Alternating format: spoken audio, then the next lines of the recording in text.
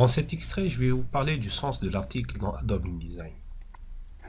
Pendant cet exemple de langue arabe, nous avons un bloc de texte. Si jamais je décide à diviser ce bloc en 2 colonnes, pour le moment, le texte est correct. Parfois, on se trompe et on dessine un bloc de texte en utilisant l'outil de texte latin. Si je prends ce texte-là,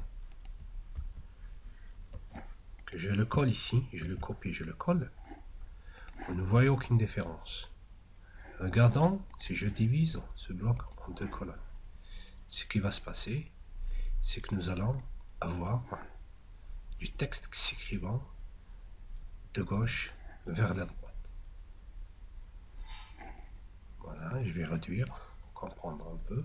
Normalement, le titre devait être là, en ce côté, comme c'est le cas ici. Le problème provient de la sélection de l'outil.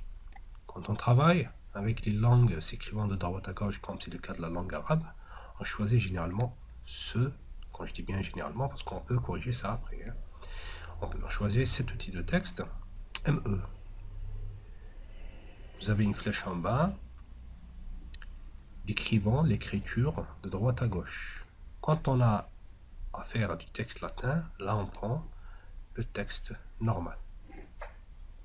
Comment corriger ça si jamais on se trompe de l'outil?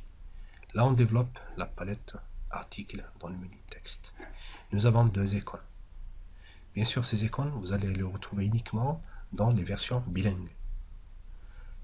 Si je clique ici, là je corrige, mon texte maintenant devient correct. Le bloc de texte, où vous remarquez ici l'entrée du texte et la sortie du texte. L'entrée est à droite, la sortie est à gauche, et le contraire pour les langues s'écrivant de gauche à droite. Donc l'entrée du texte est à gauche et la sortie est à droite.